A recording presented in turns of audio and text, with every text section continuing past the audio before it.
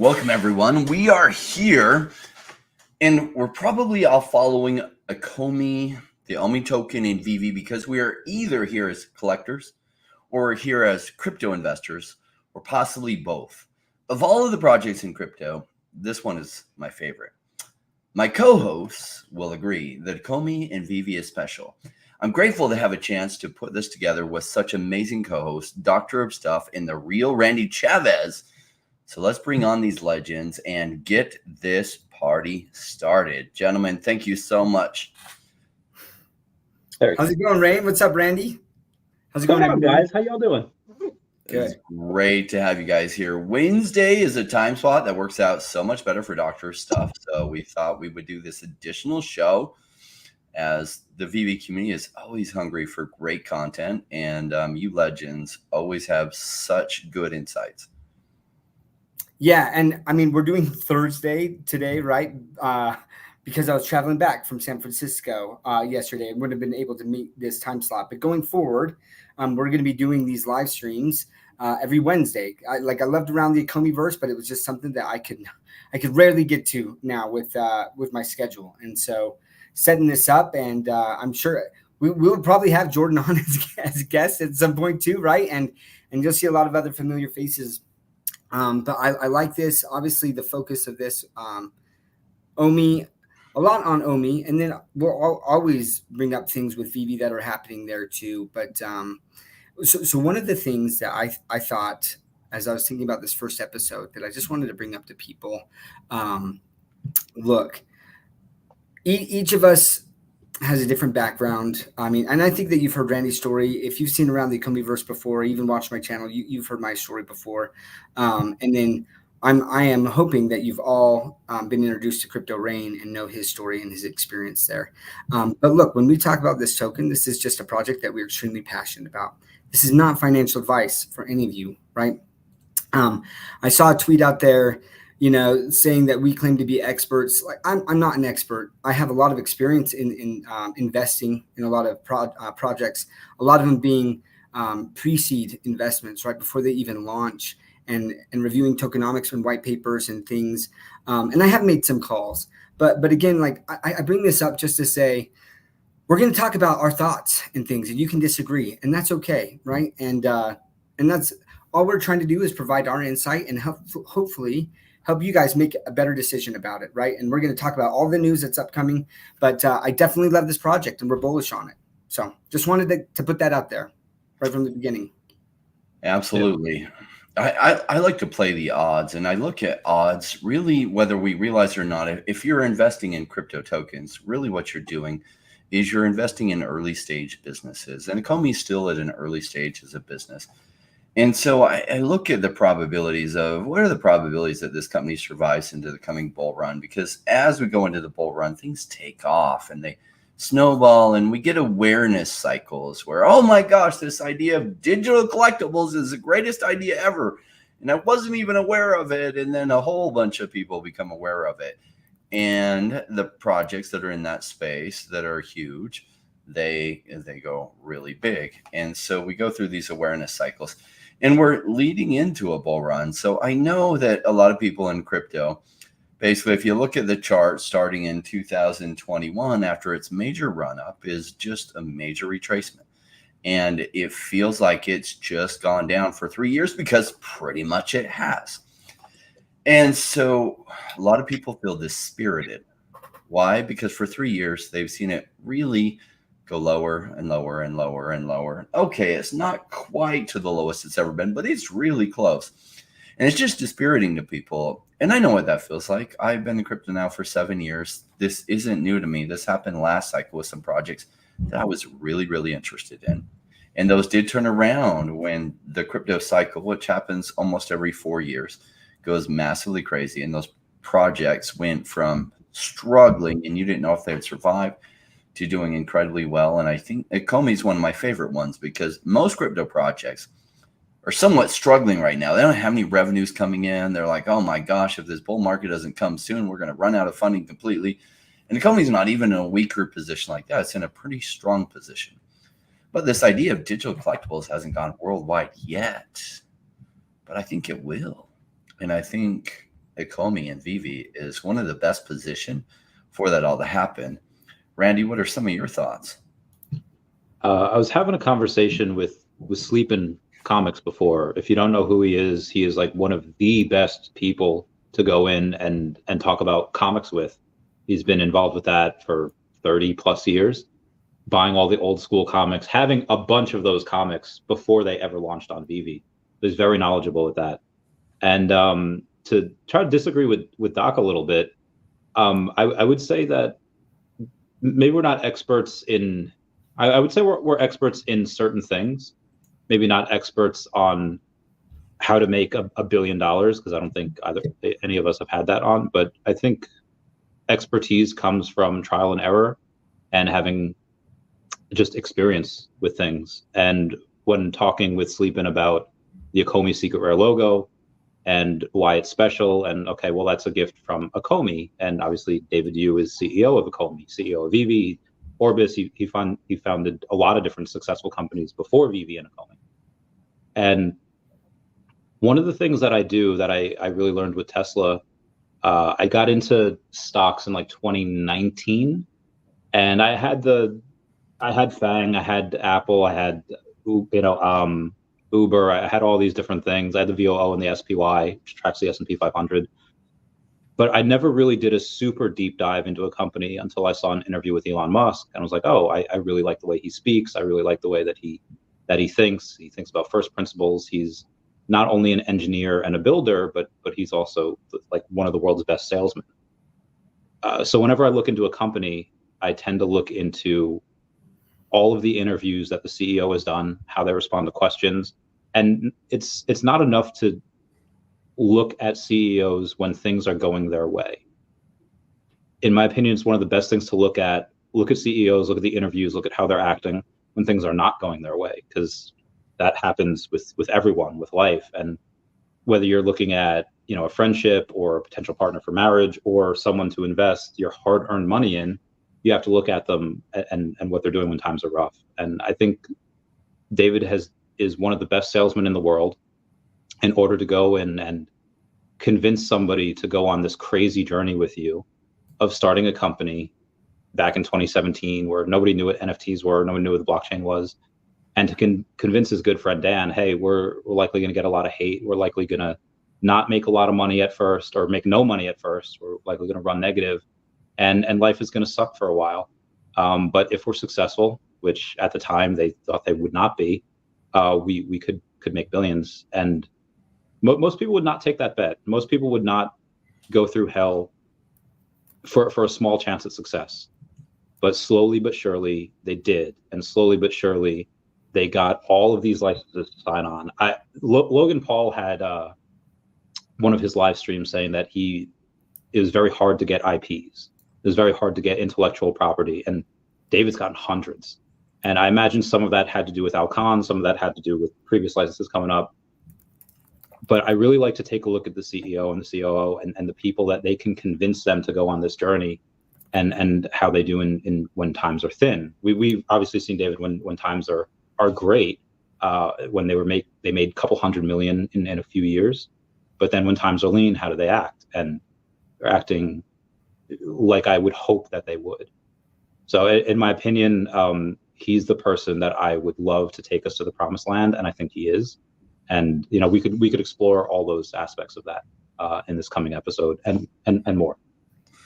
Yeah, I like the point you bring up about the leadership, right? So I remember when Ecomi was really, the VeVe app was out late, like December 2020, but I didn't realize it was out. Even though I had invested in Ecomi in 2018, I hadn't followed it, and I didn't know that they had a Telegram channel, and like their Twitter, I hadn't seen that come up because they didn't have those when I actually invested in them. And so I was missing like the news that was coming out about it and that their app had launched. I really didn't become aware of it again until early March 2021. And they had some competitors coming out. By then, thankfully, Ecomi had already been working on this for like 3 years. So they were way ahead of everyone. But they had some competitors come out, and you look at their competitors, like they each secured like 1 or 2 moderate type licenses, or in some cases 3 or 4 moderate type licenses. And here Ecomi has like Like they have Disney, they have Marvel, they have comic books, right? They have DC. They have so many of these major licenses, and that's really been a differentiating factor is number of top licenses that they have.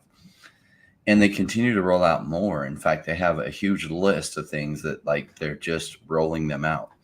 So it really that shows like how good David is at making the deals and partnerships with these big brands that their IP, intellectual property, is so valuable to them, and yet they feel completely comfortable with this guy moving forward in something that's new.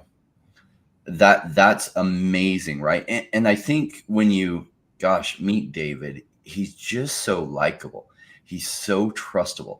He's so like, yeah, this person is somebody who won't do me wrong. And he just comes across genuine, and that's good leadership, right? That's a lot of times people have this idea in their mind that really successful business people are shady. It's often very different from that. Really successful people are often very trustworthy and trustable, especially if they continue to rise to the top, right? Sometimes people are really trustable and then they lose that and become shady. But like people want to do business with somebody that they know and feel they can trust. And David has that. Yeah. Look, there's a single person that I've spoken to that has met Dan and David, like the team, right? And hasn't walked away from that being like, okay, like I think like if they've been super bearish on him, like in things, their opinion changes, right? Like to a more positive. It might still not be completely 100% positive, right? But like it's more positive because you can't walk away from them without feeling like, okay, like this person genuinely loves collecting and they're trying to build a digital collecting experience for hopefully the world. And so I agree with that. And look, just to Randy's point about like the disagreement of when I say experts, like, look, we talk about this token and some people think that the token is going to zero, and it might go to zero. But basically the tweet was more about like our credibility, like what do we know about this space, and what calls have people made and things before. And so like what right do we have? And look, anyone can make a channel, right? And talk about it. That's the whole point of this. And I guess when I was bringing that up at the start, it's basically like we're talking about like what we like and we're providing our thoughts and our experience, but you as the viewer, right, like you're the person who has to put on the big pants and own your decisions, whatever they are. If you don't like the token, if you don't like that, that's fine. We believe in the token, right? Oh, and by the way, made some excellent calls before, like, and I talked about that a little bit, but I've made, like, one of my calls was 106x. How many people can say that this is this cycle that I've done that, right? And I've also had like other calls that have been like immediate 4 to 7x's, but like that's not the point, right? The point is that like all of us should be looking at projects that we like, doing the best research, and then your investment thesis whether you want to be a flipper or like I'm more along the lines of Rain, where I look at projects that have long-term staying power, that are making an impact, that are going to change this space somehow. And that's what I'm invested in. But I just wanted that out there, very first episode, to talk about that, right? We're going to get haters no matter what we say, people on both sides of the spectrum. But I just want to point that out to everyone, right? And then now we can jump into it and tying back into like what Rain and Randy were talking about with this team. That is one of the reasons that I'm so bullish about that, is the experience that they have in building businesses, and then the connections that they have in this, like in the collecting space, and the IP that they've already signed up, and what we continue to see as they build this out, this Stanley digital or Phygital, right, thing that just came out. And you see that, right? And there's this big announcement, and all of us are really bullish on it. And you see all the people who are still in Web 2 who are just crapping on that announcement, and how dare you, and this is a smear on his, like, how dare you disrespect Stan Lee and his legacy. People just don't believe in it, and that's okay. But we're going to talk about the things we like. We'll provide support as to why we like it, and then you guys get to decide. And hopefully in the meantime, we're going to enjoy this community, which is another one of the biggest reasons why I love this project so much. And we'll talk about this, right? We'll talk about the Omi community, the Ecomi community, and how much we believe in this. And this is why this show is called Omi Is My Homie, is really also bringing in the Omi community who may just like the token, and kind of introducing them more so to the VeVe app as well, right? And integrating that. Yeah. Now we have tons and tons of comments, boy. We won't be able to keep up with all these. But yeah, love the engagement that's going on. Dr. Stuff's been taking some time, and Randy responding in the comments to people for ones that have it, ones that they felt appropriate. So appreciate your comments. There's lots of good stuff in there. If there's any comments you guys specifically want us to talk about, go ahead and let me know. Let's go ahead and talk about this Phygital partnership with Stan Lee, right? So Stan Lee passed away the year. So like the family, I think, owns the rights, and they decide to move forward with a Phygital collectible. What are your guys' thoughts on that? Is it a big deal? Is it not a big deal? I'll let Randy go first. Go for it. Sure. So the quote on that David Yu had posted over on his Instagram was from Cartoon Studios with a K, saying, Cartoon Studios partners with largest digital collectibles platform VeVe and Multiverse clothing company or line of Stan Lee Phygital collections. Collections include original art from contemporary artists such as Rob Pryor, Burton Morris, and Punk Me Tender, who are creating new art for Stan Lee. So obviously, when you're such an iconic character, your persona and your likeness will live on forever through artists. And yeah, that's the exact post. Oh, hey, there's me. So when Stan Lee, his account posted that Stan Lee was a true innovator in the worlds of comics and entertainment, I think that's really important. Saying, with that spirit, we're proud to announce the first ever line of Stan Lee limited edition Phygital collection. And I really like this a new partnership, meaning because we already had a partnership with him, obviously getting the his likeness for the uncommon, rare, ultra rare, and secret rare digital collectibles, but now you have something that they're taking that a step further. They're evolving that relationship, and that relationship will get closer. There's a line in the movie I Care a Lot where at the end of the movie, spoilers if you haven't seen that movie, where Peter Dinklage and the blonde lady, they were enemies like the whole movie, and at the end they're trying to come to a partnership, and she says, how do we trust one another? And Peter Dinklage goes and says, when we make each other rich, the trust will come. So as you go and you make each other a lot of money, that trust comes. Like, why do you think Marvel signed a exclusive deal with VeVe? Why do you think that we're so close with Disney and Disney having David in certain places where only a couple of people have visited ever? So I'm really liking this. And you have, where are they going to introduce them? Where are they going to have them for sale? I mean, when you have Multiverse Clothing Company, there might be some things where you aren't able to get them in the physical item. That might be something that's specifically saved for digital, for the VeVeverse or wherever.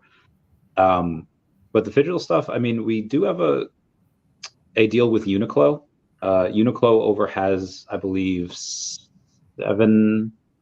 500,000 followers on Instagram in the US. Uniqlo Global has 2.5 million followers, like multiple millions of followers across all variants. And that's just on Instagram, not including Twitter, not including Facebook, etc. So that's likely where we would go in and see a bunch of the Phygitals. That's just my opinion, though. I know that if they want to make it limited and collectible, they might have to do it just as a glorified Funko drop where there's only a couple thousand. But I feel like people would really be missing out if they were only going to make a couple thousand. I feel like the whole world loves Stan Lee, and you'd probably have him as probably tens of thousands or hundreds of thousands of items. Quick shout out to Jordan Riz in the family. What's up, brother? What's up, Riz? Maxwell with the super sticker beer money, 127 million, baby. That's awesome. I hope that means 127 million Omi. I think that's what it does mean. or maybe it's dollars that he can then throw into Omi. Is that it could be. So just reading this, so it says the Phygital collections, right, will blend fine art with smart fashion and include special digital collectibles by VeVe, the limited edition apparel lines, and this is what will be very interesting. I'm very interested to see what this equates to, right? Will come with Easter eggs that unlock various value adds for fans. In some cases, lucky fans will discover they are now owners of priceless Stan Lee art by world famous artists, and those artists are Rob Pryor, Burton Morris, and Punk Me Tender. And they're talking about like some of these artists like artwork has gone for tens to hundreds of thousands of dollars before. So like, I mean, I think that this is really serious stuff. Like people are really getting into this as more and more artists get into space, and they're seeing the potential for royalties in these collaborations as they're trying to expand their audience, right, and their reach. And digital is definitely one of the ways to do that. You don't have to be present to see these things. Now with the Phygital, I'm very interested to see how that ties in, right? Are you going to have like a some sort of chip in there that ties it to the digital collectible? Is it going to be more like oh, I just blinked out on those shoes. What's his name? Randy, help me out here. Chris Chavez? What's that? Wait, what are we talking about? With the Marvel shoes, like the high-end Marvel. Oh, Christian Louboutin? Yeah, Louboutin. Because like, I think that this is going to be some kind of like higher end things there. But so when you talk about, you said Uniqlo? Uniqlo, Uniqlo. Yeah, Uniqlo. It'll be interesting because it says that they're partnering with Multiverse Clothing Company, and I don't know if you saw like some of the pictures, but they looked like awesome. Where it was like a leather jacket or some sort of jacket, and then the lining inside was like comic book strip. It looks super sharp. So, anyways, I think it's bullish as VeVe continues to demonstrate like their reach with the type of collaborations and partnerships that they're building. It's awesome.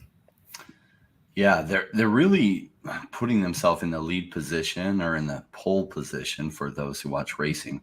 They're just basically first position as this idea of digital collectibles goes big. Like right now, the number of people collecting digital collectibles is so small. The awareness is so small. And so there's, some concerns in there that like I addressed before, like people have only seen Omi go down for the most part, and they're feeling completely dispirited. And they don't really understand the 4-year cycle of crypto, that about every 4 years, as Bitcoin goes through its halving, later on, within a year of that, Bitcoin goes crazy, which increase a lot of awareness to crypto. And as people become aware of crypto, they then start researching and finding all these other altcoins. And the amount of money that flows in those altcoins goes absolutely crazy. Now, this is what happened in 2021. This happened in 2017. This happened in 2013. And so notice every 4 years. It's not quite every 4 years. It's just under 4 years. So this one might happen 2024, like late 2024 or early 2025. And so like that's when Omi is going to run. Now, in the meantime, it might 3x from here. It might go down more. I don't even know. And, I pray that it goes down more because I like buying cheap, and I'm still in buy mode until that point when things go absolutely crazy. And then I'm in sell mode. So, for now, in the meantime, I would prefer that Omi goes cheaper rather than expensive, because I'm not going to sell till it gets really expensive. And then I'll be in sell mode. I will not be buying any. Some people do that wrong, and they like skimp and they buy just a little bit. And they're like, oh, I'm not going to buy till I know it's going to do well. I'm not going to buy till the VeVe verse is out. And then something happens and it goes 30x from here. And then they want to mortgage their house and borrow $200,000 and throw it in. And that's risky. That's crazy risky time. But for them, they've seen it turn around and going the other direction, and they think what's going up will continue to go up, just like they thought what was going down will continue to go down. And both thoughts were wrong. I did want to give a shout out to my good friend Atem here. I was a little bit harsh with him the other week on Around the Ecomiverse, and I made some assumptions, and they know you know what they say about assumptions. When you make assumptions, you make an ass out of you and me. That was my fault. So I assumed that Atem wasn't in the VeVe community, right? Because sometimes we get people that have left VeVe and Ecomi, but they won't leave it alone. I made the assumption that Atem was in that boat, and I was completely wrong on that. Like, he holds VeVe collectibles, and he has for a long time. It's a completely okay position to hold VeVe collectibles and not be an Omi buyer, and that's cool. He had said some stuff about Omi that I disagreed with, and the way he said it just kind of hit me weird. And I was carrying forward some baggage from some discussion I had with people on Twitter who had left VeVe but would not leave it alone, and that wasn't fair to put him in that same space. So I want to apologize with him on that. That wasn't fair to him. Speaking of Atem, I'll address some of his comments because he did address me specifically in the comments, saying, "At Randy, thing is, you were an Omi millionaire and now hundreds of thousands deep in the negative in Omi as it keeps tanking. You keep telling people to buy because it will reach X on Y. Fast forward to Y, Omi is down. So I mean, every now and then I do give a prediction, which is again is just predictions are like a-holes. Everyone's got one. But for the most part, if there's a Boy Meets World episode where Corey's like super in love with Topanga, and then Topanga's parents are going to be away for Christmas, and she spends Christmas with the Matthewses, and Corey eventually figures out that, oh, okay, I thought me and Topanga were so similar, and now it turns out like we're not. Her Christmas traditions are different. The way that she does things and eats her food and does whatever is different. So I may have fallen into that same mistake by thinking that a lot of other people, just because I came up on YouTube in the Pokemon and Tesla industry where everyone was learning as much as they could about Pokemon, Tesla, and then Earth 2. And then with VeVe and Omi, people weren't doing that. Some people were, but a lot of people were just like, hey, what can I throw money at? And especially the new people that come in, new people meaning like new investors, like they haven't invested in a long time. I was kind of under the illusion that people had invested before, and in the last couple of years I have been disabused of that notion, because I know that people, this is their first time investing. Most of the people, including the whales that I advise, the person whose house I'm in right now, they're not in it for a quick flip. Hey, I could buy here and then 2 months later go in and flip it. They're in for the long haul, like several years. And will I advise them to go and take profit in the next 12 to 15 months? Absolutely. But for the most part, a lot of people, like experienced investors, will go in and they'll have a timeline that's going to be a lot longer than people that are first-time investors. People that are first-time investors typically don't have a ton of money, and they really can't afford to, and they can't take those swings, those 60, 80%, 90. I mean, Ecomi is down, I think 95% from its all-time high. They can't take those swings without selling, and that's why a lot of people don't make it in crypto. And it's unfortunate, but that's why a lot of the people in the middle class, or lower, they kind of get wrecked. And that's why you have that saying from Warren Buffett: money does not go from the poor to the rich; it goes from the patient to the inpatient. Or it goes from the inpatient to the patient. But unfortunately, it's just a lot of the people that are inpatient just really don't have that ton of money. And I don't know your financial situation, but almost all of the people that I know that have a lot of money, they're completely patient, and they have no issue waiting X amount of years until that goes up. I mean, VCs typically don't have, they're not looking for a quick flip. They're hoping that in X amount of years, 1 out of 7 or 1 out of 8 of their projects that they invest in does like that 10x, which takes care of the rest that don't do anything, versus the ones that maybe make them a little bit of money back. So yeah, who do you want to be? In the great words of Good Charlotte, do you really want to be like them? Do you really want to be like those people that are impatient and lose their money, or do you want to be like the people that are patient and that word money goes to money? So can I address something else as I'm looking Sure. at some of Atom's comments or Adam's comments? Like the next one down, right, where he talks about Omi went back down while Bitcoin was at 70K. The halving is not an excuse. My point is that these guys tell me, look, Omi's at 0012. Buy or miss the train. It will be at 002.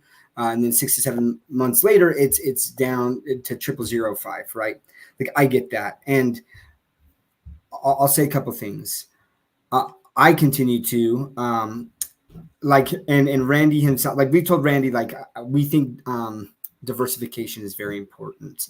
And there's reasons why we, like Rain and I both believe in diversification. Now, that being said, Randy's style, right, is to find something he completely believes in and then go all in. And he's done very well to date, but it's a longer term time horizon. And so for me, like I am looking at certain tokens that like will do multiples or have the potential to do multiples a lot sooner. But I also have a decent amount of Omi that, like, and I'm continuing to buy these prices because for me, this is a longer term project that I believe will be here for years to come.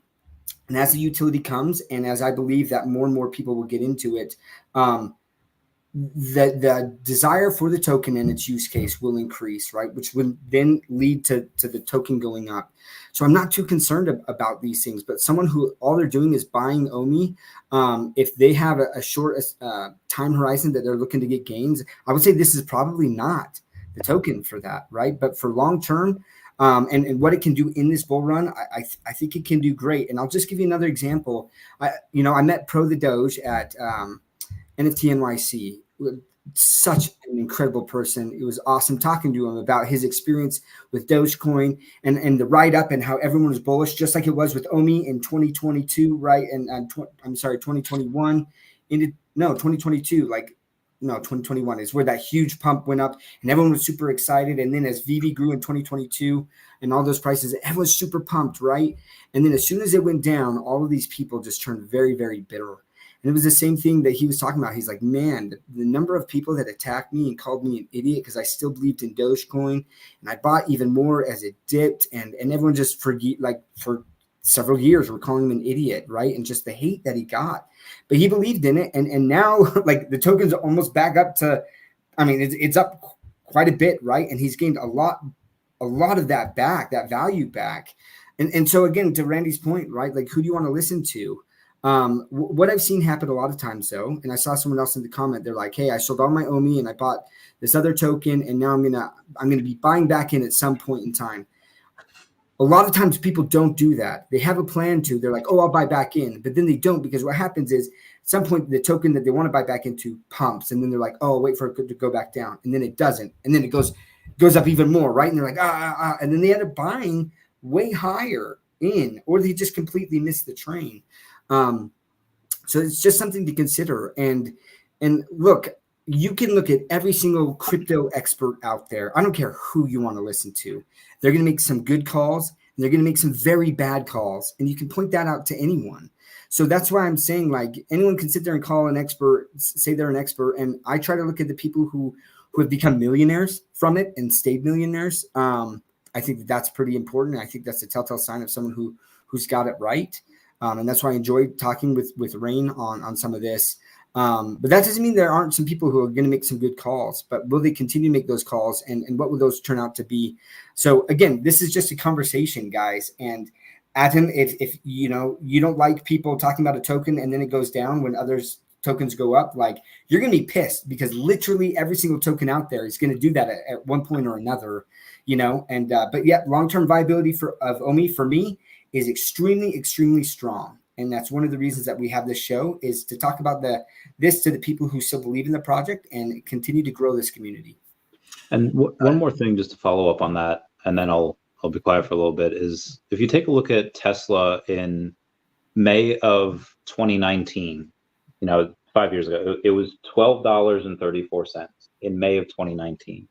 I was like, okay, well, Chavez, where are you going with this? Well, in August of 2013, it was $11.27. So that went up, 10% over the course of 6 years? Just because you were early on something, sometimes the markets have to catch up. Sometimes you have things that, like people that go and say, oh, NFTs are a scam, and look at the type of people that are under that Stan Lee tweet when they were talking about VeVe and talking about digital collectibles. Look at the type of people that are saying this is a scam, Stan Lee would be rolling in his grave.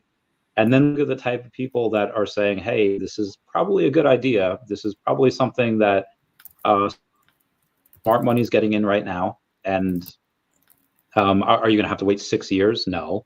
But that's typically what happens in traditional finances. You have to wait X amount of years. You have to wait for the market to catch up. And then that's what happens. So if you're unhappy with what something has done over the last 6 months, I'm sorry, but there's nothing we can do about that. You just have to wait for the market to catch up. We have some really good comments I wanted to share. Like Yorkie brings out some good points, and a lot of people in this, they get the bigger picture, right? So making predictions are just fun, but Randy doesn't have a magic crystal ball to know when it is, and everybody is responsible for their own decisions. If you don't accept full responsibility, you won't learn the lessons there are from this, because the truth is this isn't like a casino. This is strategic investing.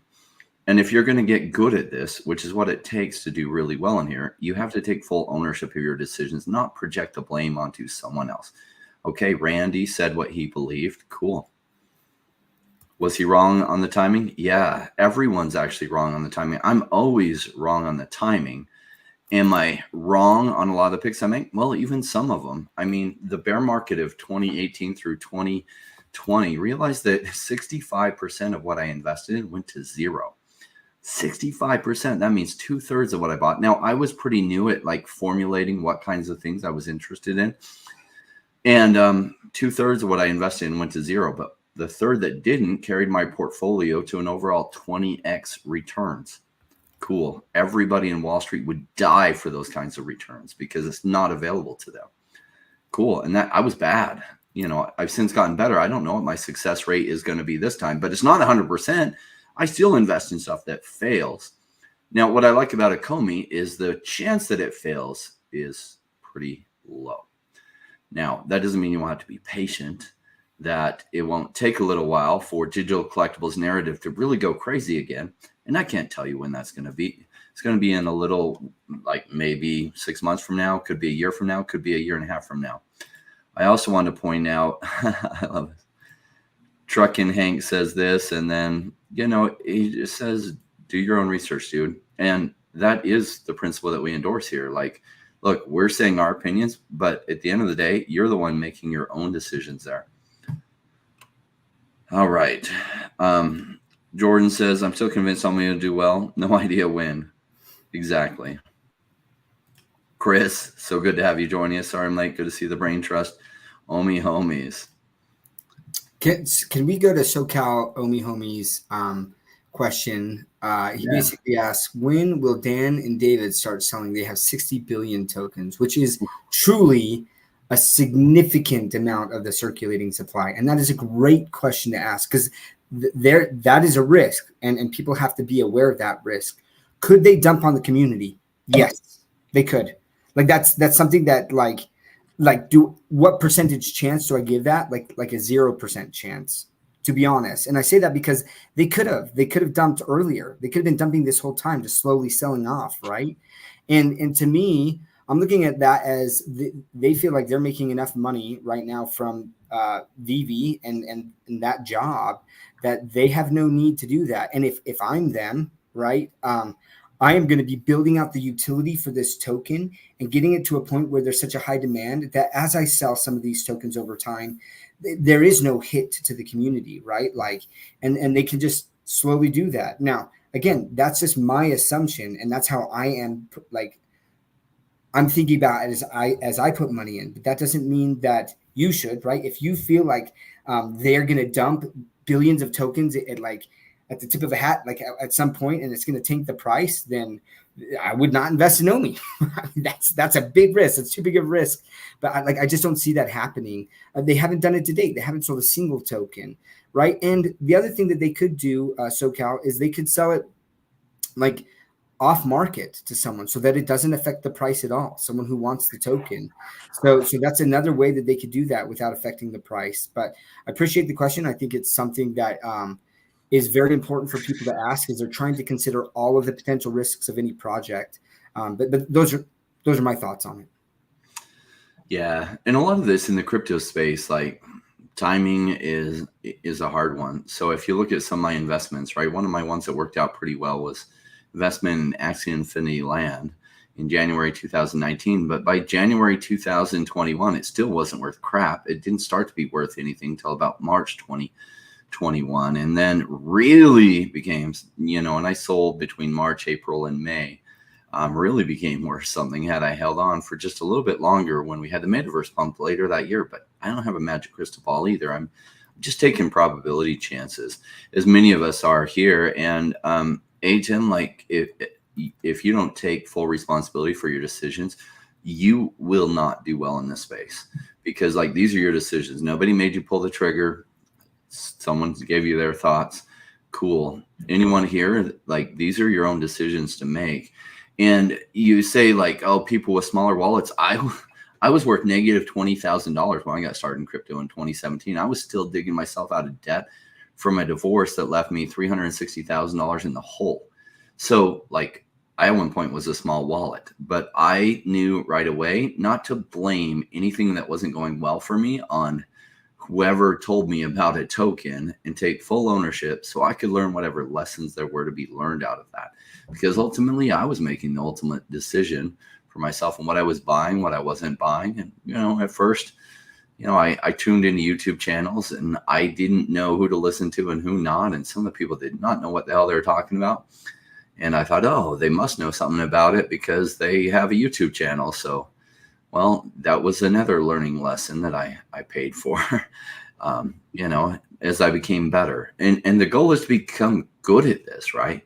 So you can't become good at this if you don't have some failures that you then learn from. But if you don't take ownership from it and you blame someone else that, oh, they predicted this and it didn't happen like that, you're projecting the ownership onto someone else, and then you won't learn the lesson out of it. Because look, a lot of people I know, like one of the guys that I know in this space is now a billionaire. He's like not even quite 30 years old. He was a taxi driver when he started this after dropping out of college about 7-8 years ago. He was once a small wallet too. So small wallet is no excuse. Take full ownership of your decision. That's the only way you're going to move forward, or you'll wash out of this space. And most people do wash out of this space. This isn't right for them. This is too hard. They cannot distance themselves emotionally from it. Cool. Well, I was going to say, Ray, do you want to do the, at some point, an analysis, a technical analysis of the chart? I've got the chart pulled up right here. So a lot of what we're looking at in the crypto space, this is why people are frustrated. So it doesn't really show prior to this period when it really, really went. I mean, thankfully, it does show it going all the way crazy here to its highs. It actually hit 1.4 cents. It's just kind of like one big green candle here, but it actually was just languishing at lower prices than this. It just doesn't show it in the chart. And then it went down. And then we had this pump late this year when the metaverse pump happened. As the metaverse pump happened, a lot of people started talking about NFTs again. And then they started talking about VeVe digital collectibles. And when that happened, the digital collectibles really took off December and January here. But the Omi token had done really well, and it traded in this pattern. Now realize that a lot of the Ecomi pre-sale, or not, the Ecomi tokens to the team and other things started vesting during this period. So major unlocks happened to the team and other things. And they were way, way up on their tokens. So probably some of the team members sold off because the circulating supply of Ecomi went up drastically during this time. And when it broke to the downside, it absolutely collapsed with the rest of the bear market. Cool. So it's been languishing around at these lows. I love lows on a project I feel like has amazing potential. And that's why Ecomi for this bull run is my very favorite pick. Now, will it be my very favorite pick next bull run? Well, only if it's surprisingly undervalued for what I think it should be. And I don't know that that will be the case. I think 4 years from now or 3 years from now, even when we're in the bear market, the Ecomi token will be significantly higher than it is today, because a lot of people will have woken up to this idea of digital collectibles. And so for this bull run, I just evaluate, okay, what is my feeling on percent chance that it does well from here? What is my feeling on the percent chance of failure? If it does do well, what kind of multiples might it have? Might it have 10x, 100x, 1000x? What kind of range, right? So I look at it as like, wow, if it did really poorly this bull run, it might, maybe it only 15x's from here. That would be terrible, but that's still like a 15x. Okay, darn, a lot of my other stuff will probably vastly outperform from that. But if it does really well from here, it could go to crazy numbers like 10 cents or 30 cents. And then all those people that bought down here and then it went lower on them, they will forget those woes. Because as it goes back up to these higher prices and exceed this area, which is where a lot of people have started accumulating, a few people that are around started accumulating in here. Well, then if it goes past its previous highs, then everyone ends up in profit. And then whether you bought back here at 0.0005 cents or 0.001 cents, it or 0.002 cents, it almost doesn't matter as much anymore because now you're way in profit and you almost kind of forget the painful days that you went through here. And I remember going through those in the last bear market, wondering if things were going to go well for me because I had bet pretty heavily on crypto. I was putting every extra dollar I possibly could. I squeezed my expenses down to this, to where like I was living off as cheap as I could without risking money that I needed to pay my mortgage and that I needed to pay for gas and other things and my cell phone. But every extra dollar I was putting into crypto, and I was betting big on it, wondering if I was right, the bear market would turn into a massive bull market. And sure enough, just like it had in the previous past cycles, it went crazy. To talk about the odd or the percentages of odds of them dumping the token, I brought up an email that I had in 2021 with them saying, "My name is Randy Chavez. I'm a proud 90s kid who has a deep passion for collecting all things pop culture, particularly Pokemon cards. My interest in collecting started from the first time I watched Pokemon as a child. From this passion, I was able to start my own business buying and selling rare and highly sought after Pokemon cards, which has led to the substantial wealth I have today. I also studied risk and data analysis, which led to my second business of lending to small business owners and startups. I was introduced to Ecomi and the VeVe app through friends in the Pokemon community. I was very intrigued by this and the new world of collecting and decided to perform my own due diligence on Ecomi and the Omi token. After further extensive research, I have to say that I am a believer, especially after I discovered Alfred Kahn as a core member. Alfred's a hero to me, and I owe so much to the good fortune I have received through my life, both personally and financially, to him. Currently possess 13 million Omi, and I bought through exchanges, and I'm looking to increase my Omi holdings by a further $150,000, or possibly more, depending on the rate that I can receive. I plan on holding my Omi for the very long term due to my belief that future is only going to get brighter for Ecomi and its Omi token. Looking forward to meeting you soon.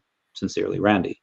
That was on June 30th of 2021, and up until that time, I was led to believe that that deal would go through at an OTC deal at a wholesale rate. However, after they started making money, they started selling out certain things. Even though the Omi token was, I think, like 0.002 at this point, it was relatively low. They had elected to not do the deal because they were making money and they didn't want to go and divest their tokens. Now that they've made hundreds of millions of dollars more, they're definitely not going to do any OTC deals. They're definitely not going to sell any Omi on the markets just because of the money they're making. Like if they weren't going to do it in June of 2021, when the app had to like take weeks off at a time for the secondary market, when they could only do like one drop per week or every other week, they're definitely not going to go and lose and sell all their tokens now after they've made so much money and they have so much more coming. So just I hope that reaches people that are worried about that. You're on mute, Rain. It is a risk, and it's always good to be eyes wide open to what the risks are and what may happen, right? So that way, look, at some point they'll probably sell some of their tokens and take profits. That would be normal. They probably will be wise about it and not dump billions at a time, because then that would tank the markets and people would lose faith in them because they'd feel like they'd be getting hurt. But at some point they'll probably sell some, and it'd be smart to sell some. Hey, so I want to jump in as we're talking about the Omi token. One of the benefits, right, the utilities that were added to the Omi token was what I term soft staking, right? And maybe I shouldn't even use the term staking. Apparently, the SEC believes that staking, if anything has staking, it's a security. But so that's why I call it soft staking, right? It's basically just holding it in the wallet. You can take it out of the wallet. But if you held 10 million Omi tokens at the beginning of the year and held it for the first quarter, you were airdropped. Now, even if you had one Omi token in there, you got an airdrop. There's 3 different NFTs or digital collectibles that they airdropped, and it was related to Ecomi, right? And so if you held all 10 million in there, you were airdropped an Ecomi silver and red secret rare logo. and quite a few people got that airdrop and they sold it, and they made some decent money on it. I saw their VeVe Meister said that he sold it for 666 gems, and he was stoked. He was stoked on that money. But what Sanjay slash Mr. MC1 has done yet again is he has used his incredible reach and skill sets to bring a community together, and we created this Telegram channel. And so a little bit of a background, there's 537 wallets that held 10 million Omi. So there will only ever be 537 of these secret rare Ecomi logos. And if you own one, Randy, myself, or Mr. MC1 can get you into this Telegram channel. They are also on the Ecomi Discord creating like an SR Ecomi holder channel there, where they will also give some benefits and do some giveaways, or they're adding utility for holders there. But this is the SR Telegram chat is a community driven experience that we're having now. There are it's been incredible actually. People have been giving kind of like their background, where they're from, and like what they do in real life, and how they got into Omi, how they got into VeVe, or maybe they're just in Omi. And my mind has been blown by the depth of like intelligent people and professional that are in this group. Like mind blowing some of the day jobs of some of these people. It's incredible, this experience. But on top of that, it's such an awesome group that we're getting together and have people who are passionate enough about the project that they held that 10 million and have held it through this dip.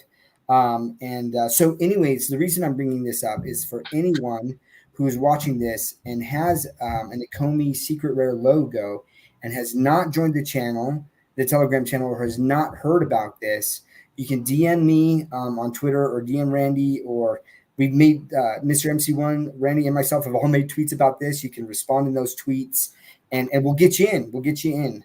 But all three of us here are in there, and again, it's been awesome just to see people who are excited about the future, right? And we're not all just talking about price. When is the price going to go up? What's going on? We're talking about the community and the experiences when we're going to meet up and things. And that's one thing that I just love about this community. And I love that the Omi community now has kind of a space to hang out there. And like those true passionate people. And some of these people, they didn't have 10 million Omi, but they just bought it anyways because they wanted in and they believe in it. So it's great. It was smart. The floor's risen. Yeah, it's up to 1650 now. It was at like 800 when I was first looking at it. And when I was checking out the price. And so it's risen, like more utilities become there, and that Telegram group's become a big deal. Like there's some really surprising people in there if you didn't know. So yeah, there's like to piggyback on what Doc was saying, there's in the gold logo group, you have all walks of life in there, and some got it for free, and they're so excited to be a part of this group that kind of raised them up. They raise that level up. A lot of times super intelligent or highly successful people, they don't go down to your level. They kind of force you to go up to their level, which I love. And in the secret rare Ecomi logo, it's a lot of people bought 10 million Omi when it was higher, when you had to spend tens of thousands of dollars. Now you have to spend about $6,000 in order to get 10 million Omi. So a lot of the people that have it are hyper successful in one way or another, and it's just a different beast. I was talking about that with Sleepin before, and Sleepin was going and saying, hey, should I buy another one? And I said, well, like worst case scenario, even if Omi outperforms in the short term, you can go and set, like, it'll go up eventually. You'll be able to go and sell that logo for more Omi in the future. So I think he's likely going to get a second one. Most of the people there, I shouldn't say that. I should say that some of the people there.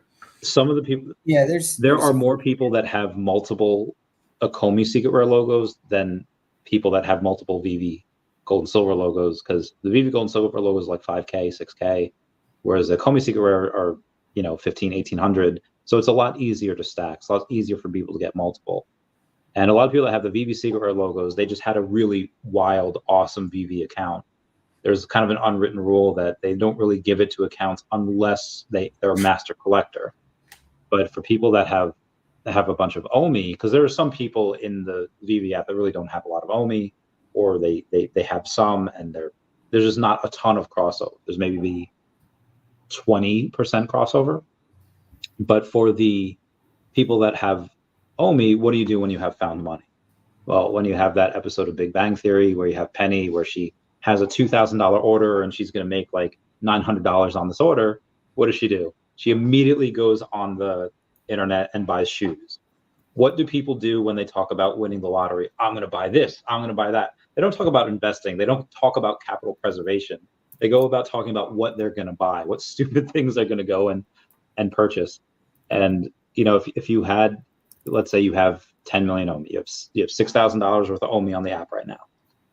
What happens when that token goes to 003 and suddenly you don't have 6,000, but you 5x that and you have $30,000? Well, you can go and you can spend half of it and still be up 2.5% or 2.5x on it. A lot of people are going to go and thank the company that got them here, and they're going to go and they're going to buy that Ecomi logo. So I think that has a little bit more room to grow, even though it's already grown a ton in the last couple of days. Yeah. Stan asked, would you guys be interested in engaging in a Futters versus Moon Boys debate for the community? Winner gets Omi. I love the prize on that. That's funny. The Futters would get Omi. So I've been in one of those, at least Twitter spaces. It doesn't go well because honestly, I don't mind ever debating with someone who truly has legitimate concerns and is truly trying to just seek out like answers to things. Not that I have all of the answers, right? But I can say, yes, I've thought about that. And for example, some of the risks, right? Like SoCal Omi Homies talking about a large percentage. I mean, there's a very small group of individuals who own a large percentage of the Omi token, right? These whale wallets, and that risk there, right? And so I can talk to that and I can say, okay, well, if you take out Dan, David, and the Omi dev wallet, like, then what does that percentage look like? And there's still some large. Dr. Profit has, a lot of Omi, and yet we're seeing him build out this ecosystem. I think he's in it for the long haul, but I don't ever mind having those discussions. But in the Twitter spaces that I've been in, where it's Moon Boys versus Futters, those Futters get personal and they attack and that's why I always say attack the argument, not the person, because when you resort to attacking the person, it comes across as that your argument's so weak that you can't use an argument and you just have to attack an individual. And then that's where it's just like, well, this isn't going anywhere. You're not bringing up points. You're just calling me a clown, or you're shouting over me. You're not letting me make these discussions. And so like, I've never had an experience that I've enjoyed being like, you know what, that was a fruitful discussion. So I've ended up blocking a lot of these individuals. And like, at first I was like, well, I want to hear their points, but like time and time again, I just see them attacking these individuals. And I'm like, I don't need that. And I don't want those opinions. I don't want the opinions of literally people who are just waiting for someone to tweet about VeVe so they can jump on and respond and attack them. I'm like, I do not care about their opinion on those things. And even if they have a good one, there's going to be someone who will have that same opinion, who will talk about it in a more like professional and kind way. So what I found is their arguments are emotional arguments, because why are they really upset with Ecomi and stuff? Why have they lost faith? Because they've lost patience. And so it's frustration, right? So if you look at the company behind it, it continues to make amazing moves. The app is good. Is it perfect? No, but it's far better than everything else out there. And so their arguments really come to impatience. And so, but they don't make that argument. I'm just impatient. They have to find other things. That's why they attack you. And really, this argument's going to be won or lost in a year. Like, it's a silent argument. It's like a year from now, we will know. We will know who was right and who was wrong. Like, so this argument's being had, and the winners are going to win. Like, I'd say there's a 97 to 98% chance that Ecomi does very well in the coming year. And guess what? I hold a lot of Omi, and the people taking the other side of that argument don't. And so, like, yeah, if I win, my Omi's worth a whole lot. If they win, well, Omi's worth less. Cool. So I think the stakes are already drawn, and the people that are backing Omi, well, if they're right, then their Omi's going to do really well, and if they're wrong, well, their Omi will be worth less. I have no issue with legitimate concerns, and I think the word fudders, the word actually gets a bad rap because they're just people that are scared, they have fear, they're uncertain about it because of past performance, okay, and then they just have doubt because hey, they made these promises and they just didn't deliver on time. And if they're first time investors and they don't understand that, especially not just business in general, but tech a lot is notorious for having a bunch of delays because you have bugs that sometimes they don't get worked out right away. I understand those people, but you just have people that lie a lot, and those people, like, I've complete understanding, and people that are just legitimate FUD, like they're scared, they don't understand something because they don't know the way it works, or they're doubting something because maybe they believed a certain timeline, they got burned. But if you're just lying and you're just there to and you're lying, just there's no point in trying to argue with a person that does that. That isn't trying to make honest arguments, right? So, like, Yes. I'm excited to see how this plays out, because in the next year we'll know. And I've taken this side of the things, like the project that I was most bullish on last bear market was Cardano. And I know a lot of people always tell me when I bring that up, there's no comparison. They weren't around to really realize that Cardano was believed by almost everyone that it would fail. Their test net wasn't even out. They had been working on it for 5 years, didn't even have a test net out at the time, and people called it Cardalano. Sound familiar? Oh, win Ecomi, win this, win that. Same thing with Cardano, the same arguments. Take so long. Oh my gosh, the rollouts take so long. It's always delayed from what it's supposed to be. Almost the same argument. So yes, I get that it's a layer one, and Ecomi is not a layer one. They're in different parts of the space, but there was just as many people fudding Cardano, saying it would never survive and it would never compete, and that it sucked, and that the founders were idiots and blah blah blah, and they had lied about this and they had lied about that. Same arguments. And so when I hear people making these things about Ecomi, I'm like, well, let's see who's right this time. I was right last time. I'm pretty sure I'm right this time, but we'll see. Cool. I have pretty heavy stake on this side. The people who are fudding it now, well, they sold their stakes, and so they don't even win anything if they're right. Cool. We'll see how this goes. But the truth is, a lot of those people that are taking the other side of the argument, they're brand new to crypto. They're brand new to investment in general. The chances that they're right are pretty low. They're just new to this, and they're acting emotional, and their arguments are emotional. Cool. Are there some reasons why Ecomi could fail from here? Yeah, there are a couple. Plane crashes with the founders in it. For some reason, they lose all their licenses because something weird or crazy comes up. Yeah, that could happen. Percent chance of that's pretty low. Yeah, and I do want to differentiate, and people have said this in the chat, right? But there is a difference between like FUD and people with legitimate concerns. And I've seen some people who've been frustrated. In fact, I worked for a while with Biscuits to try to get someone who their MCP points like weren't calculating correctly, right? Like, and for a long time, and they had submitted tickets, and like it hadn't changed, and like because of that, they potentially weren't in the master collectors group and getting some chances at some collectibles through raffles and things like that can be frustrating. And I've seen some people look like it's funny because sometimes people put me in this category, like just because I believe that Omi will do well and that VeVe over time, like VeVe will grow and be successful, that like I miss somehow, or I have blinders on to the mistakes that VeVe makes, right? That I just ignore it. And it's like, I don't ignore it, but I do take into consideration, is this long-term, is this a significant issue? Or is it something that like, yep, they should be doing better at that, and they need to get it fixed, and providing honest and again, like polite feedback as to like, hey, this is an issue. Like all, for example, with the VeVe comic thing, like I should have gotten, like I clicked on, and I swear I purchased 5 X-Men 97s. I was charged for it, and I didn't get 5 X-Men 97s, right? Like that's an issue, and need to submit a ticket and get that taken care of.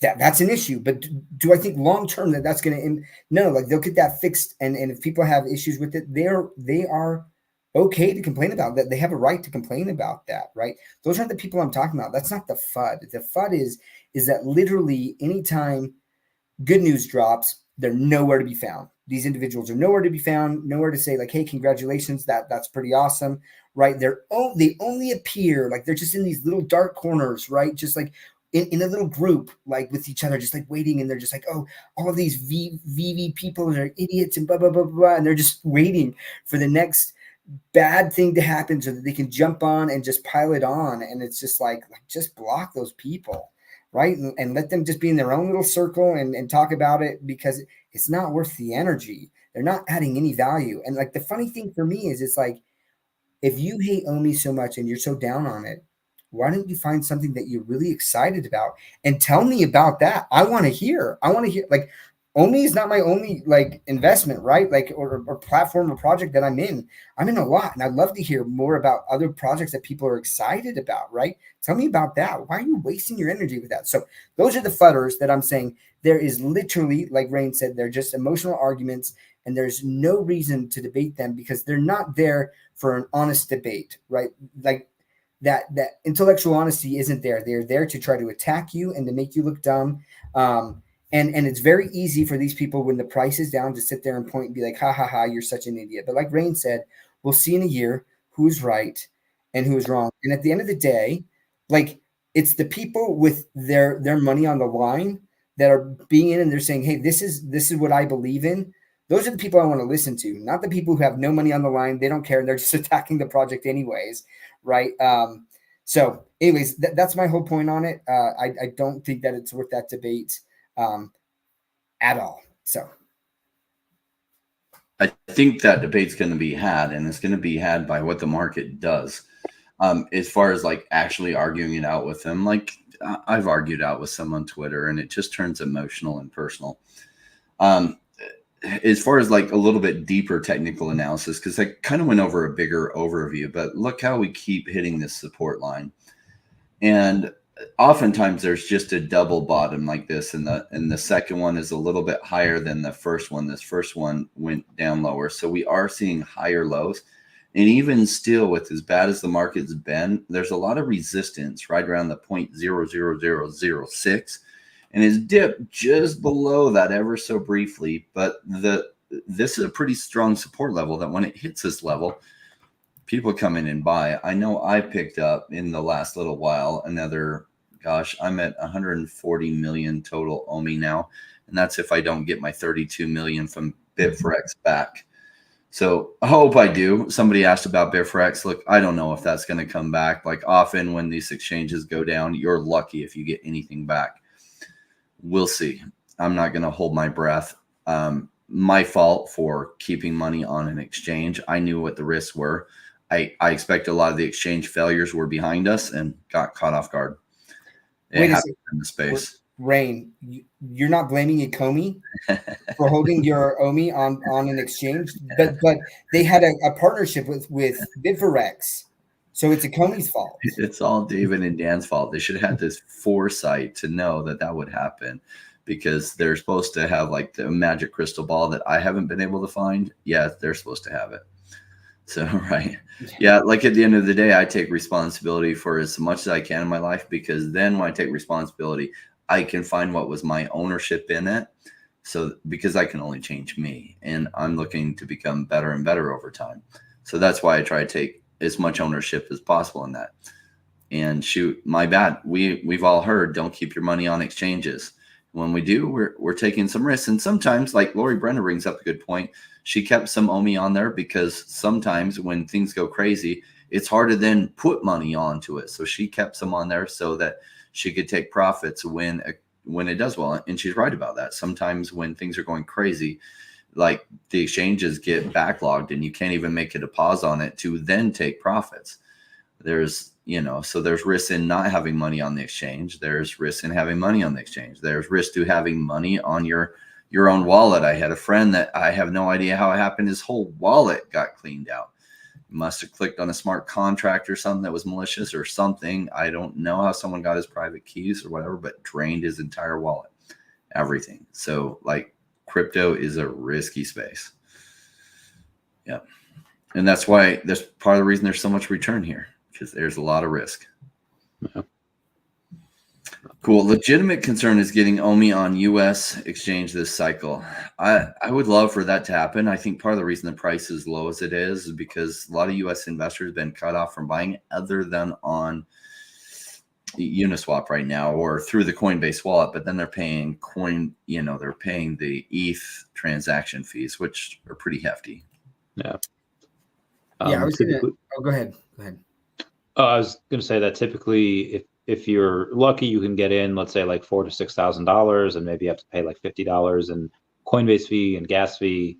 But sometimes it's like, okay, I'm going to try to put in 1,500, but it's going to raise the price like 5%, and sometimes you just can't do it. It's not worth it. And if the transaction doesn't go through, you still have to pay like the $30 for the Coinbase fee, and they take that, and so it's rough. And I've unless you have connections to do like an OTC deal, you have to consistently stay there and try to swap it, every 20 minutes or whatever.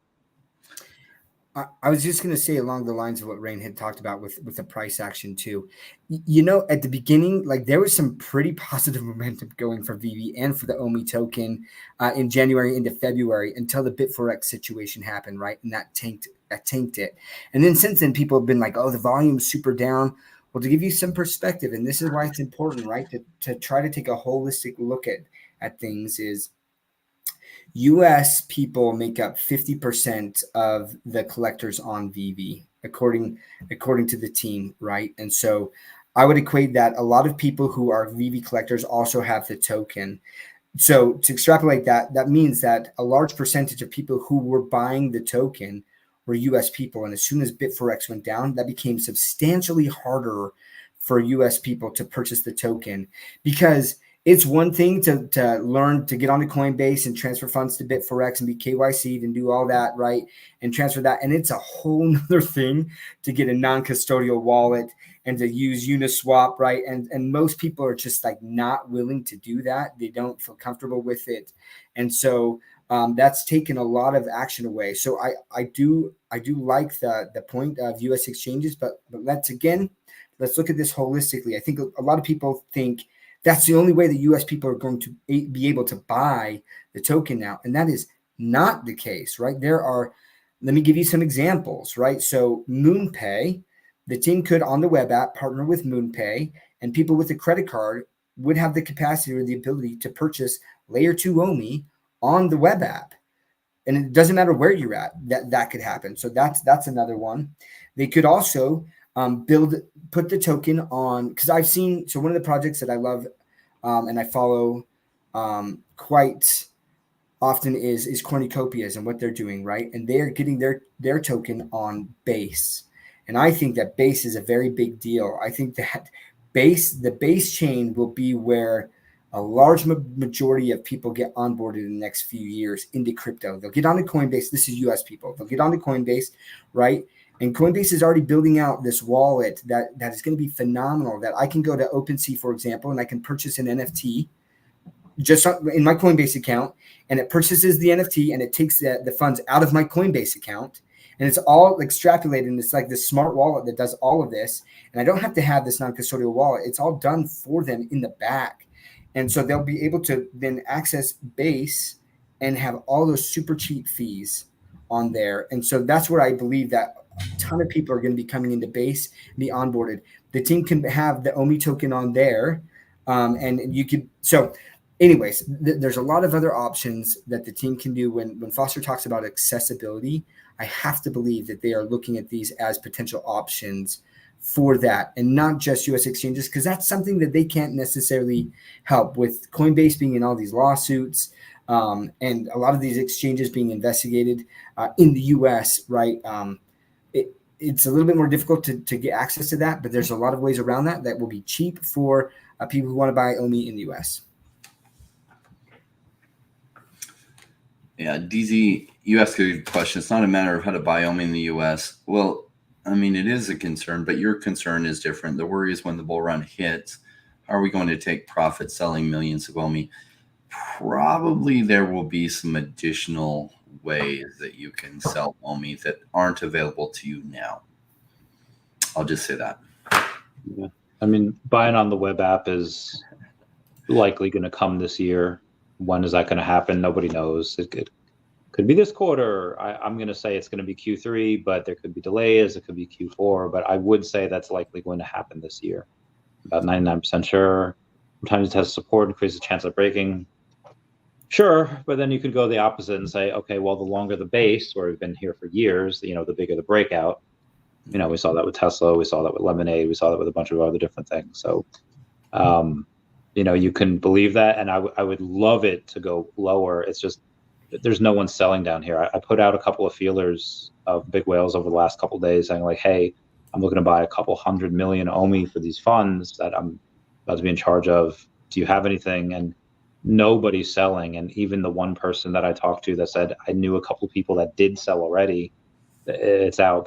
But nobody's dealing right now. If anyone remembers that scene in Supernatural where Dean's accusing Sam of like trying to sell his soul or trying to sell whatever in order to bring him back to life, he says, listen, I tried, Dean, but nobody was dealing. Like nobody's selling at these prices. And if they are, it's got to be an OTC deal, and you got to make them a deal for it. So I don't see it going really too much lower than this, if it does at all.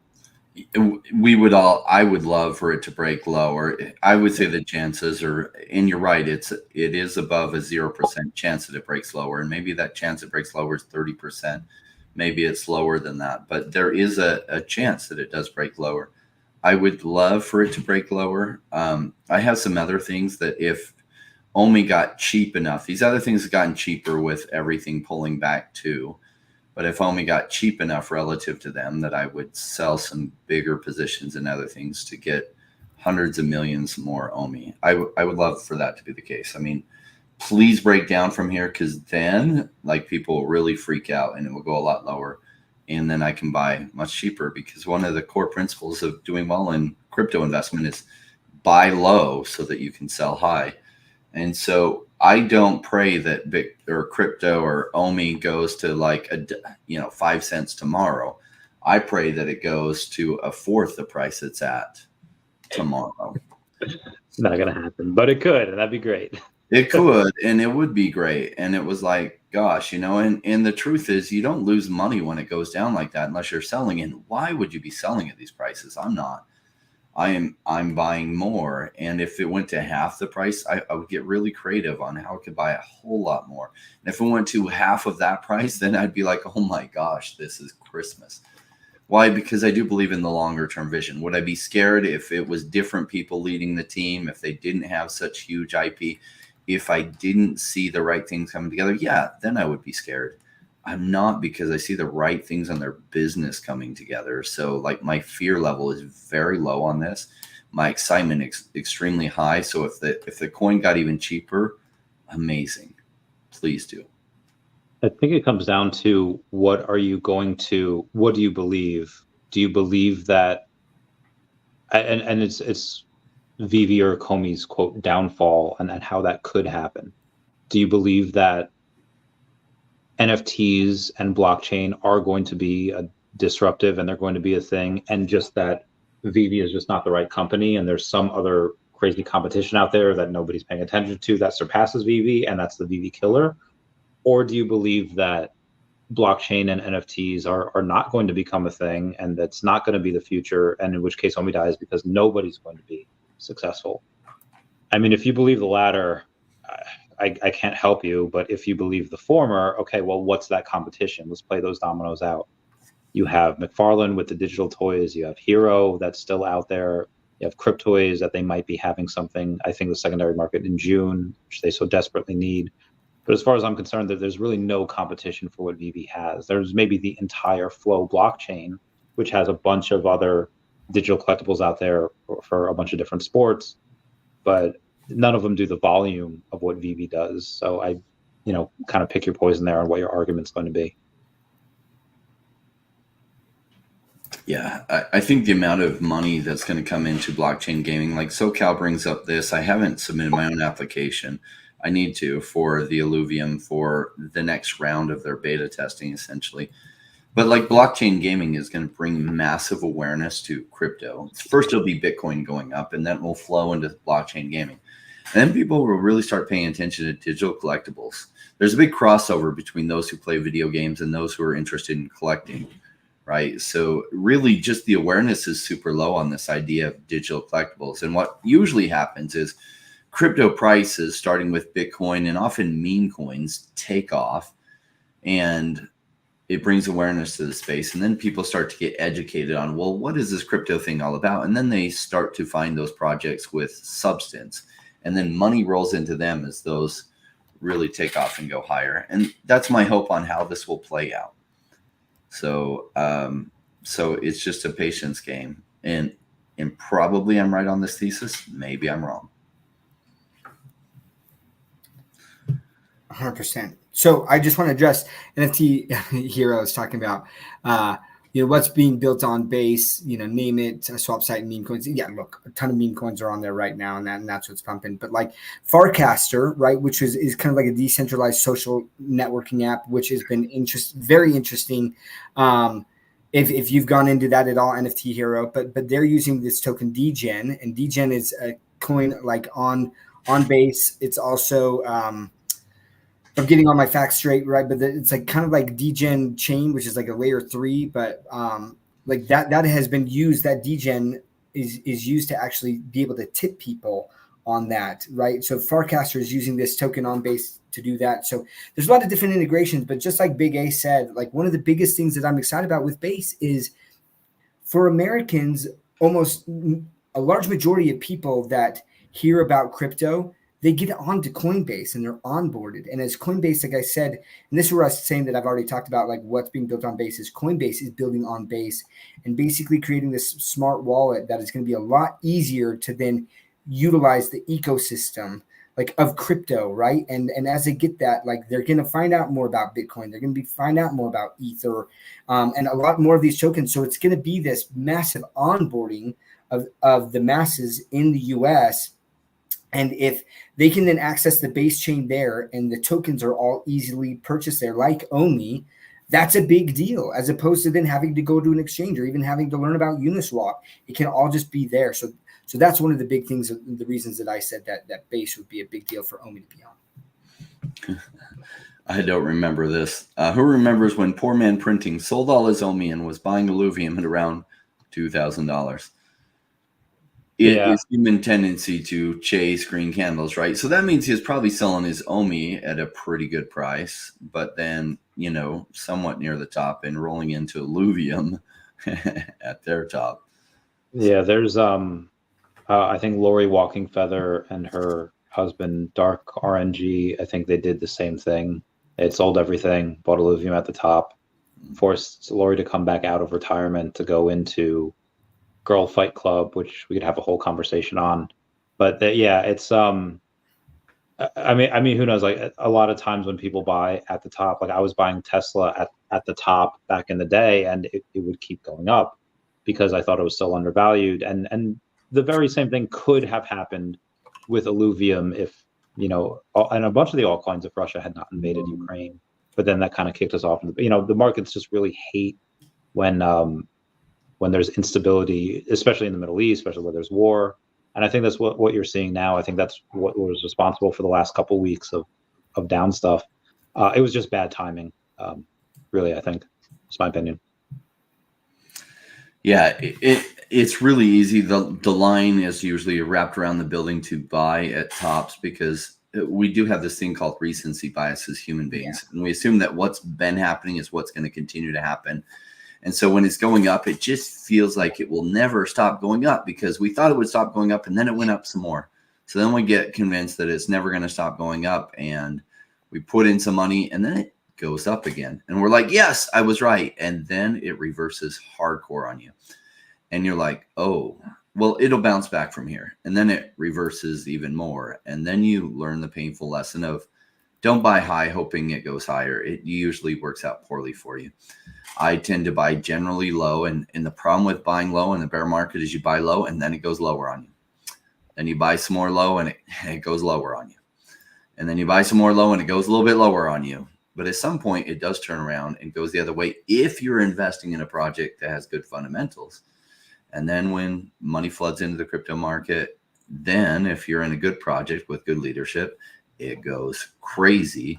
And then you forget about all the pains of you bought and then it went lower on you. And then you bought and then it went lower on you. Why? Because that's what happens when you're dollar cost averaging in the bear market. Preach. Yeah. Cool. Really excited to have you gentlemen joining me for this show and having it together. Like sometimes on Wednesdays, like any one of us might not be able to make it, and we'll have other guests on. And part of the purpose of the show is be able to invite more guests on, and many of our friends. I'll still be joining around the Ecomiverse on Mondays. Randy, I think you will be too. Like, love that show. This is just like another Wednesday show for you to join us and talk about what's going on with Ecomi. And it will be mostly focused on Ecomi on this one. Someone asked a question on Bumper. We haven't really discussed, will we discuss other projects at all on this? This is a show between the three of us, so we're just like want to make these decisions together. Big fan of Bumper and where it's going. We haven't discussed whether we'll do TA on other projects on this or just keep it on Ecomi material. So that's something we'll have to figure out on what we want to do with that. Yeah. Sorry, go ahead. Nope, you go. Thanks. 2 days ago, Viz Media, and I'd covered this in a video, said manga and Marvel fans assemble. Read some of the new spectacular Marvel series in the Viz manga app. Download today. They have a couple million followers over on X and about 500,000 followers over on Facebook. And when I talked about it, people were like, Chavez, why are you talking about things that aren't VeVe? This seems like competition. Well, they don't exactly have NFTs. They don't have the they're not on the blockchain, so they're not really digital collectibles. You can buy them in your library. But just as I forget the dude's name, Apollo Creed's trainer, when he's going and talking to him about like, hey, you realize if you try to embarrass Rocky, if you try to humiliate him, you're setting yourself up as the bad guy. And Apollo Creed says, look, man, whatever gets him in the ring. So for me, it's whatever gets people into digital collecting. And if Viz Media can go and do that, even David Yu had reposted that and saying, oh, hey, here's a heart. He likes that. I don't know if he's saying that just because it's in digital collecting, getting people to onboard into something that's digital as opposed to physical, or because there's something else, because VeVe Comics is going to have digital stuff as well. He does do things every now and then. He goes and he reposts things that maybe don't have anything, or it looks like it doesn't have anything to do with VeVe. Like he reposted Epic and Disney when they had posted about Epic Games and their metaverse. Currently, it has nothing to do with VeVe, but I think because Epic has a partnership with Anthony Duca's company, I forget who's building the VeVe-verse right now, but that company is still building the VeVe-verse, and I think he shared that because they're going to be interoperable at some point. But again, that's just speculation of me. Yeah. Now we got to wrap up. My closing thoughts are: I buy low. Like I'm buying more Ecomi. Everyone needs to make their own decision when you get to these lows. Realize it could break lower. Cool. I hope it does. I'll get even more creative and find ways to buy more. Ecomi is my number one personal pick for this. I wish I had a bigger bag. It's not my biggest bag. I am transitioning some of my bags that have gone, like one of my bags has gone crazy. And so transitioning some of that into more Omi, but it did pull back some. I'm like, shoot, I wish I'd taken a whole bunch more profits to roll in, because, it actually has come down more than Ecomi has. So just so painful to sell it at the price it's at, even to buy something as cheap as where Ecomi's at. So we'll just have to see how it goes. But Ecomi's my number one pick personally for risk versus reward, risk versus potential reward. I like it. Doctor, what's your thoughts? I know you got to run, and then Randy. Yeah, look, first of all, I just want to thank everyone who joined for the first episode of Omi Is My Homie. I'm really excited to build this out. And again, it's typically going to be Wednesdays. Rain and Randy were kind enough to push it to Thursday just because of my travel schedule yesterday. But I'm with Rain and Randy on this. I do think that long term Omi is gonna be very special. I don't have a crystal ball. There are going to be tokens that could outperform it. Like it is what it is there. But like risk reward, like Rain said, it is a bag, a pretty. I have a decent size bag, or Omi is a decent size in my portfolio, and like on top of that, I'm so bullish on the community. I'm in some other communities, and there's some great communities out there. But I've loved interacting with people, and I love what Mr. MC1 is doing with the Ecomi silver and red logo, and then the VeVe gold and silver logo in those communities. And man, it's out there. And I'm looking forward. And what I'd love if you guys put in the chat is some of the other things that you'd like us to talk about, or guests that you'd like us to have on the channel as we continue to build this out. So again, thanks everyone. And if you don't already, follow Crypto Rain, Real Randy Chavez, and myself on YouTube. Please hit that. I always say smash, push, crush, or gently caress the like button, and all notifications and subscribe buttons. So real quick to finish up, I know you all have to go. Accessibility to the token, like, yes, take Foster's words at face value. Take Ecomi's words at face value. Accessibility to the token, utility for the token. What does that mean? I mean, at some point, you'll likely be able to buy Omi on the web app. And what can the community do? Just as the same way Sanjay and me and a couple of other people, Dr. Sutherland, everyone's trying to bring utility to that secret rare logo, you'll likely have utility from not just VeVe and Ecomi, but from the community as well. So just like you'll have Omi available likely on the web app at some point, there might be other places you might be able to get Omi from that's just from the community. Again, just my thoughts there. And just as people go and they say, oh, hey, if you have someone special that's of notoriety in your camp, that tends to be really good. I remember, I think like Chuck Norris came out for Mike Huckabee years ago for president. Kelly Clarkson came out for Ron Paul years ago as president. If you're curious, and again, we've kind of alluded to it here, who is in that secret rare Ecomi logo chat? Who are the people that had bought 10,000 or 10 million Omi and that have that secret rare logo? Or if they didn't, they just want to be part of the club, go and take a look at that. Mr. MC1 has those messages on from all the way back from a few days ago. Go and read the type of people that are there and just take those people and then look at the people that, under that Stan Lee comment on the Real Stan Lee account of the people that hate NFTs. Look at the difference in the quality of people who are there and decide who you want to be like. Decide, if you want, take a successful person. If you want what they have, you have to do what they've done. Go and take a look at what they're doing. Journalists say, follow the money, or I guess scientists say follow the water. Journalists say follow the money. Look at what successful people are doing. I'll just throw that out there. That's it. Yeah. You're on mute, Rain. Yeah, Rain's on mute. You're on mute. Yeah. There we go. Thank you, gentlemen. Thank you, everyone, for joining us. Look forward to this on a weekly basis on Wednesdays. So stay tuned. Set your alarms. We'll see you. Generally, it's going to be at 5 p.m. Pacific time on Wednesdays. Yep. And I'm going to go live in 27 minutes. Yeah. I'm going to go live again because I love talking about this. I just can't get it. Yes. So everyone roll into Randy's stream after this. All right. 27 minutes. All right. I love you guys. Bye. All right. Yeah. See you, everyone.